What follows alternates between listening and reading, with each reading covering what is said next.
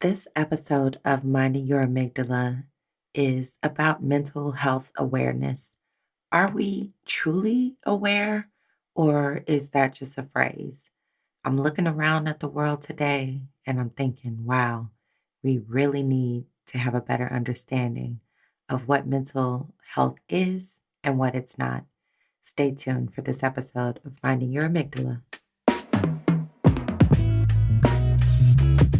Hey creators, welcome to Minding Your Amygdala, the brain, body, and behavior podcast where you'll learn to awaken to your emotions, get informed about your biology, and motivated to use skills to improve your mental health. I'm your host, Dr. Lana, America's one and only trauma psychiatrist. Do you recognize the critical importance of emotions and mental health? Do you want to know more about how to self-recover from trauma?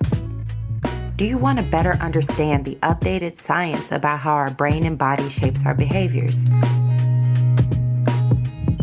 If you answered yes to any of these questions, then you're in the right place. This podcast is focused on making complex brain science simple and usable. You'll learn the 6 primitive brain systems predictably programmed by trauma and empathy skills practice, my unique methodology that can help you improve your own T, thoughts, emotions, and actions. I'm the Skills Over Pills doc, but I'm also a mom of 3, a busy entrepreneur, and a human being trying to make it through multiple global pandemics just like you. Minding Your Amygdala will teach you transformative ways that you can approach your day-to-day life, and I'll give you strategies to break free from the trauma cycle. All right, let's get started.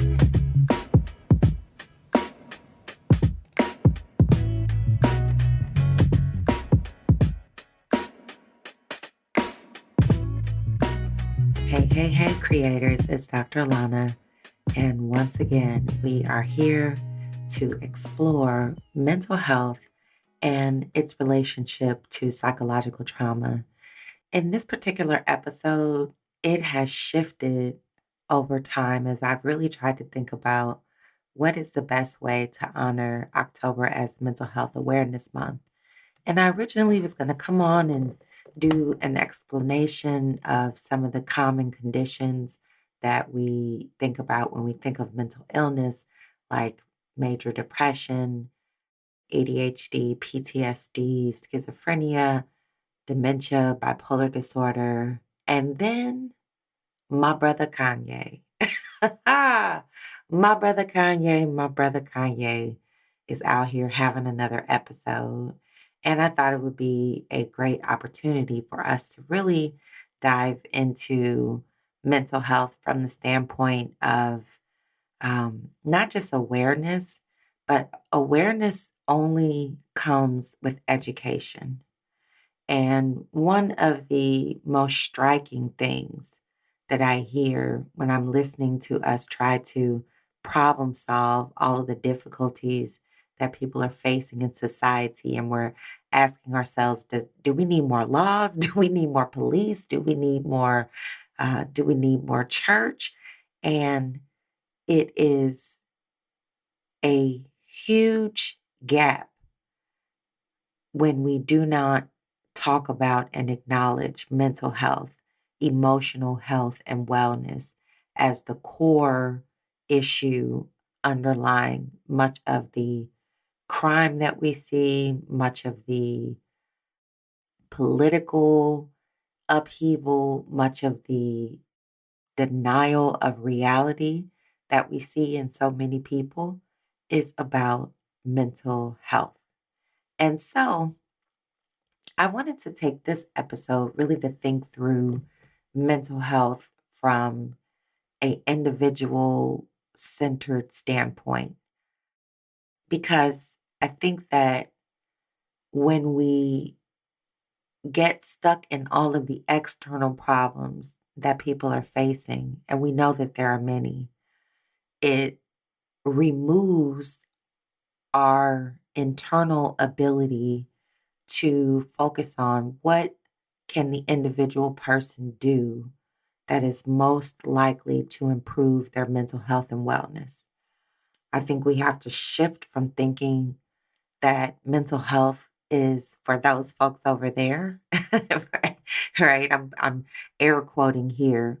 We have this tendency to think of people who are, quote, patients as these far removed humans or individuals and not think of them as they are just like you and I. They are just like me. They have biology and a brain that is challenging them at all turns and taking in information, kicking out conclusions, creating powerful invisible surges and urges in them. And that is, by definition, our mental health landscape as human beings. Now, for sure, people do have specific illnesses and specific challenges that they will face.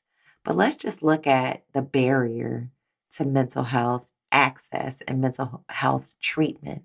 We currently operate in a way that you only really get into the system when there's a problem or when there's a perceived problem. Most people don't even recognize that their life experiences and many of the things that they've gone through actually were traumatic. The language is not used. They're often not validated in those traumas. And in fact, because trauma is so baked into the fabric of our society, many of the things that we think of as, it's just the world, it's just tough, it's just rough out there. These are the things that people do. Many of those strong, generalized, and stereotyped beliefs are the product of being immersed in an environment so full of trauma that it is not being recognized by the people experiencing it. So, the first barrier to mental health treatment is even recognizing that you have a mental health landscape that may need some addressing. Somebody told me today that when they have typically thought about psychiatrists and what psychiatrists do, they don't tend to think about what we do as associated with the physical body. They gave the example of, when they think of a nephrologist, a kidney doctor, they are thinking that that doctor is dealing with numbers and science and things on the paper that can be seen and interpreted, but they think of psychiatry as something that is not attached to the physical body, more of a lot of years of training and philosophy. And to be honest, many people they think of mental health that way. I remember over 20 years ago when I became interested in psychiatry, I thought of it as a bunch of old white, gray-haired white men sitting around hypothesizing and talking about stuff. And don't get me wrong, there is that too. But it was very connected to the brain and the brain systems and the circumstances that every person faces. So I think the first barrier to true mental health awareness is breaking through this stigma that you don't have any mental health stuff going on. Listen, my friend, if you are alive on Earth 2020, in this particular millennium at this time, riding on this particular spaceship, this planet we call Earth, you are experiencing loads of psychological trauma. You have been steeped in it, and it is baked into the fabric of your life. So, being able to recognize that every human being on Earth experiences some traumatic things is something that we can't get around. That also, to me, is encouraging because that means we can break the stigma. Why feel a stigma about something that everyone has, everyone will experience? It's a part of life.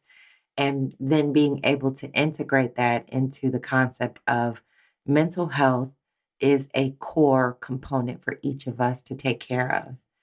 Now, moving forward, I want to touch on the fact that right now we have what I call misinformation.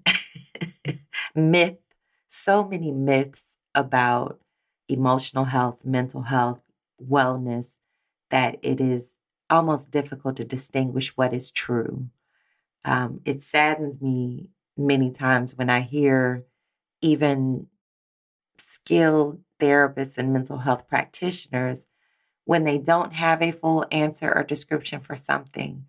I know what we've been taught to do is reach into our religious belief systems and put labels that define things as evil or bad. But the challenge that I have is that when I really understand these primitive brain systems and how they drive human behavior, I have a hard time finding places where those brain systems are not responsible for what is going on in that person, in that mental health. We have common language that says things like, you make me mad, she's pissing me off. Even in our general conversations, we regularly call each other harsh names or outside of our names. Our regular discussions typically turn into back and forth that doesn't create true resolution.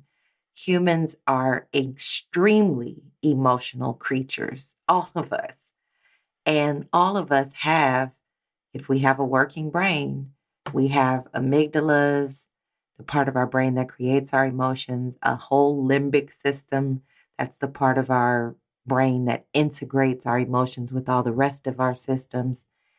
And just the fact that knowing how our brain works and knowing that whether we're talking about ADHD, PTSD, bipolar disorder, depression, or anything else, it is coming from the brain. It's coming from areas of the brain being hyperactive, areas of the brain being underactive, areas of the brain sometimes miscommunicating or not forming the chemicals and connections and other things that are needed for the brain to help the individual make clear and logical decisions. And so, what happens with these conditions is that we use language that is stigmatizing, damaging, artificial, and ignorant. Ooh, that's a lot of adjectives. And what I mean by that, just an easy example, is how often people say, oh, the weather is so bipolar, right? To describe the weather going from hot to cold or having some other significant change. And that is just one of many throwaway statements that we make about mental health.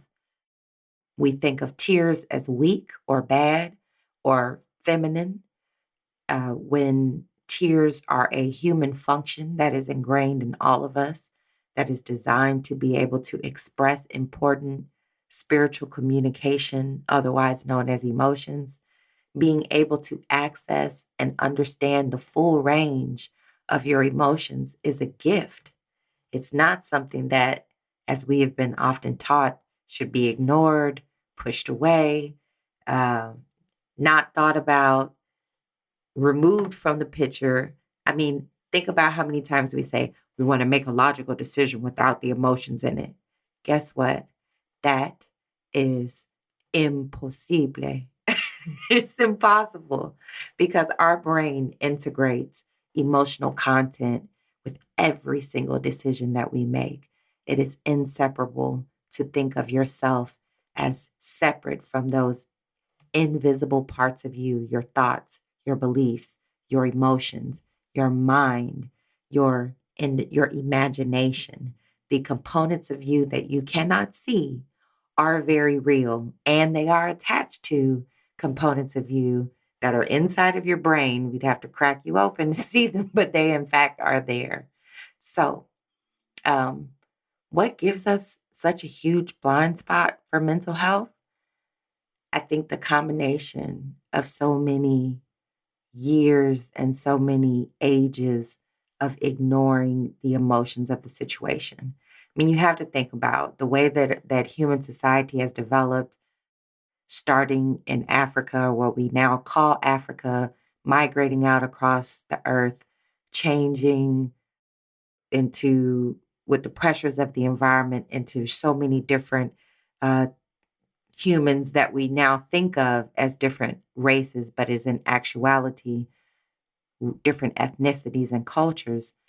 That huge blind spot is there because if we really were connected emotionally and paying attention and empathizing with the other people that we interact with, meaning not just understanding them emotionally, but putting ourselves in their experience, in their thought processes, in their background, thinking of it with their skill set, not our own, we would have a much better ability to appreciate that we are all struggling with mental health. I can't tell you how many people I'm hearing say, I am so tired.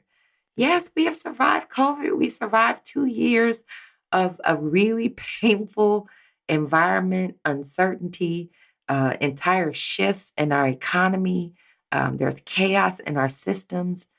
Those are very real experiences that we have shared as a human race. And if we were truly to stop and process our emotions, we'd have to take a whole global week of mourning and just stop and cry. Like, really. And really think about why we are this way and then maybe come back together and reset ourselves. Here's my explanation of why we are missing these true mental health awareness. We have criminalized the interpretation of what we would think of as mental health. The communities that have experienced the most trauma in this country, the Native American communities, the African American and those of African descendant communities, yes, of course, Latino communities and other immigrant communities. Every immigrant community faces the challenge of their neighbors not accepting them and treating them fearfully, whether it's because they speak a different language that triggers folks' amygdalas when they can't understand what other people are thinking or doing. Maybe they worship another religion or wear clothing that is different. And humans don't do well with our internal discomforts. There's nothing that we that we dislike more than internal pain and internal friction, fear and confusion. And so we interpret other people as being crazy or being strange or weird or damaged. And in our interpretation of people's behaviors, oh, they're a criminal. They're stealing, they're robbing, they're shooting, they're doing drugs or selling drugs. All of those conditions and choices come from something that that person is responding to, the programming that they have received in their life that has driven them to the space where they would be making the decisions that they're making at all. We have prisons full of people who were traumatized, acting out in that trauma, and then having no support from or empathy and understanding from the environment, often end up cycling and circling down deeper and deeper into a system that's designed to trap people so that it can continue to make money and keep the industrial complexes churning along. Whew, I know it's deep, but not but, and I think that is also why it is so important to truly begin to have proper language for some of these mental illnesses. So I wanted to dive into a little bit of what it means to have what we call bipolar affective disorder, because right now there's a lot of conversation out there about Kanye, or who has officially changed his name to Ye, so I will refer to him by his chosen by his chosen pronoun, which is chosen now. Um, what's wrong with Ye? Ye has basically said very clearly that he has bipolar disorder. So I've never seen him. I've never treated him. I'm saying this with the caveat of what he has expressed in his music and has expressed in interviews because I'm a fan. I am a Kanye West fan. I will be a Kanye West fan for life. I don't listen to all of Kanye's music, but Kanye most definitely has made transformative, pivotal music and has been an important part of even my relationship with hip hop and with music. But that does not excuse the fact that when he is in these manic states, he has said very clearly that he is unable to truly discern reality, that he feels like other people are robots or plants or implanted to trap him or trick him. That's called paranoia. He has demonstrated visibly over the years multiple times where he has had very public outbursts and meltdowns that and has in those quote meltdowns divulged painful information about his family and about his life and has acted in ways that continue to have people scratching their head. But what people do not see is that when a person has bipolar affective disorder, their brain is in a state of chemical chaos. And I won't go into necessarily the details of that, but let's think about or go back to what is bipolar disorder. Bipolar affective disorder is a condition where a person who may have had many depressive episodes previously in their life, because often people who are diagnosed with bipolar disorder start off with having what we would call major depression episodes long before they may experience manic episodes. So I'll talk about the depression first.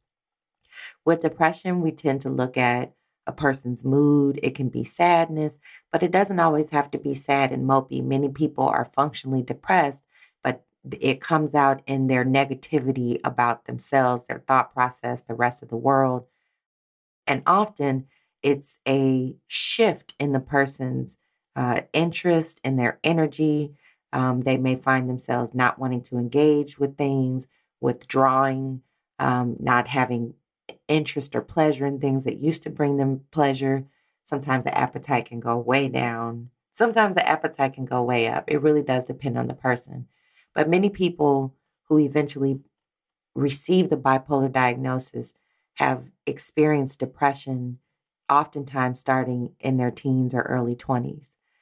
Now, in order to be diagnosed with bipolar disorder, you are supposed to be free of substances like alcohol, cocaine, marijuana, and any of the other mood altering substances.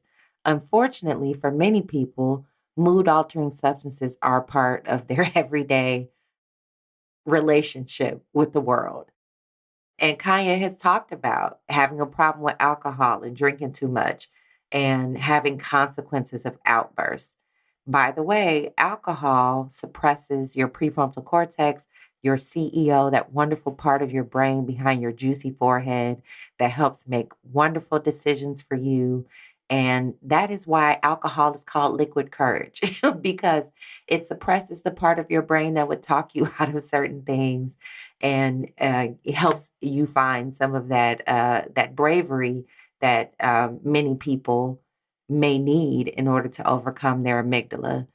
But nonetheless, when we're talking about bipolar disorder, often we're looking at this person and seeing a specific, discrete change in their mood and personality when they have manic episodes.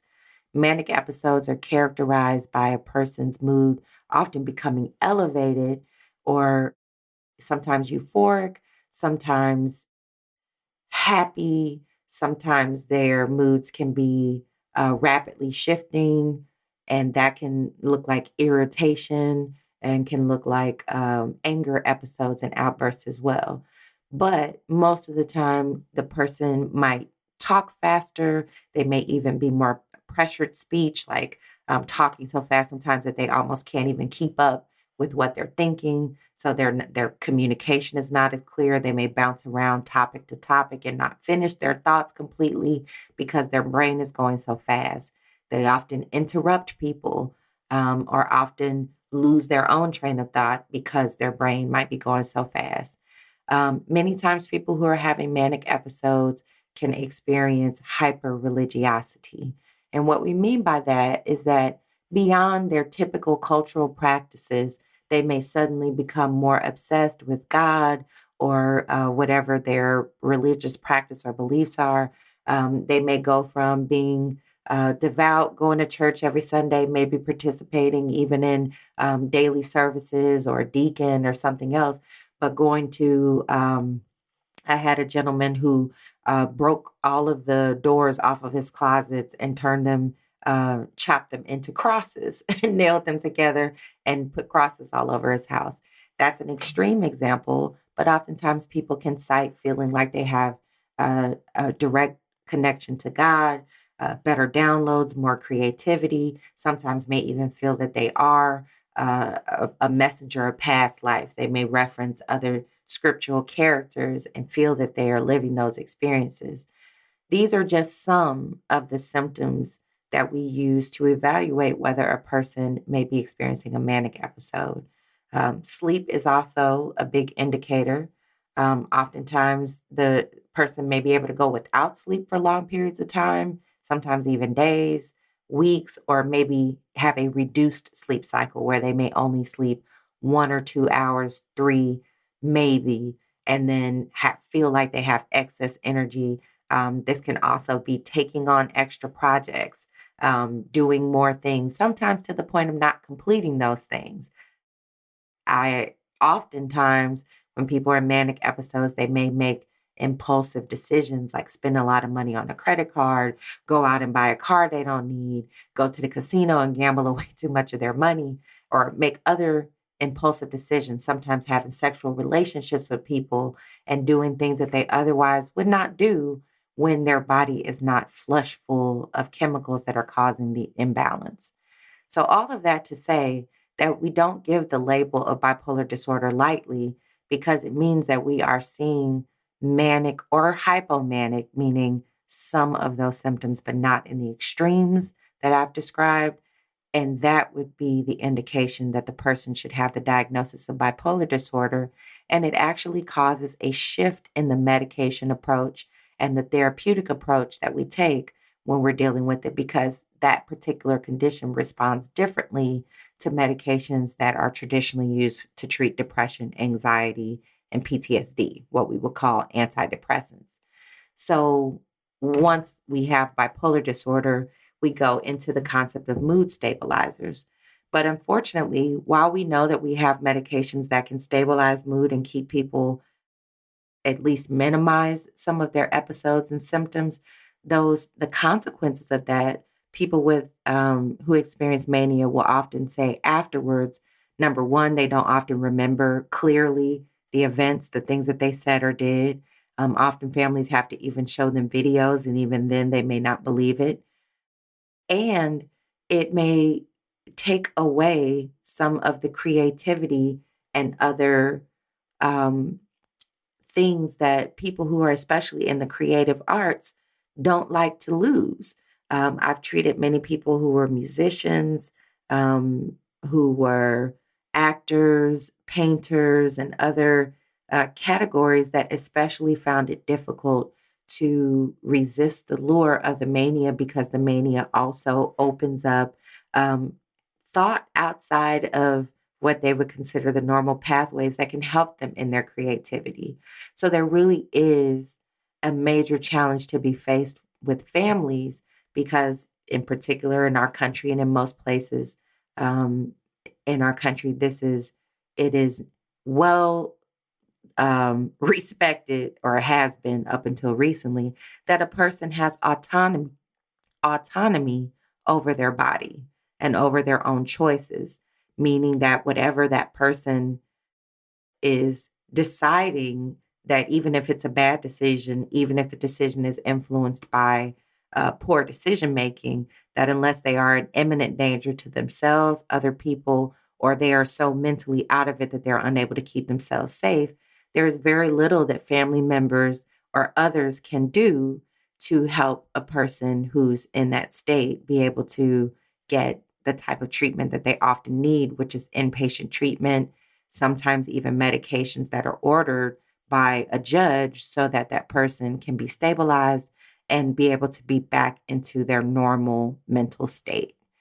I went through all of that to say that I hope that Ye gets to treatment, gets to some mental health professionals that he trusts, and that the people around him stop putting a microphone in his face, but really truly stop looking for the payoff and understand mental health and have true mental health awareness so that we don't continue to feed into a cycle of society where people just want to have an opinion and to feed their dopamine, feed their addiction to being right and having something to say about what someone else is doing.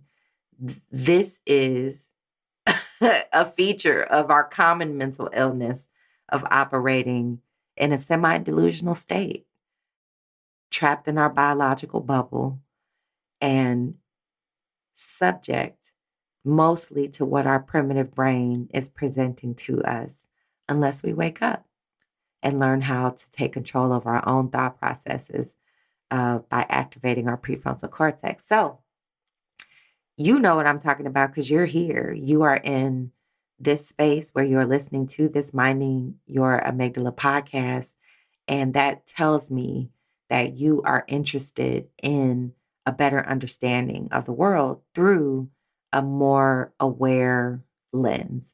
So thank you so much for tuning in to this episode of Minding Your Amygdala, dropping in October, where we truly are trying to raise the bar about having awareness of not just the mental health of others around us, but in particular, putting our thought process on ourselves, popping our psychological eyeballs out and watching ourselves with trauma in mind, stepping outside of your own ears and hearing yourself through the ears of your loved ones and your family, and thinking about how every thought is creative. Every emotion that you have is creative.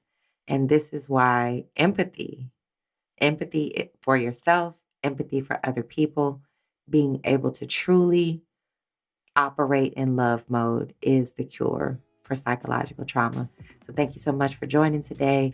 You can learn more about me on dralana.com and follow me on social media platforms. We're on Facebook, Instagram, Twitter, and all that good stuff. And you can donate to the Dr. Alana Trauma Recovery Institute, my nonprofit organization, by going to www.datri.org. That's DA-TRI.org. Thank you for tuning in.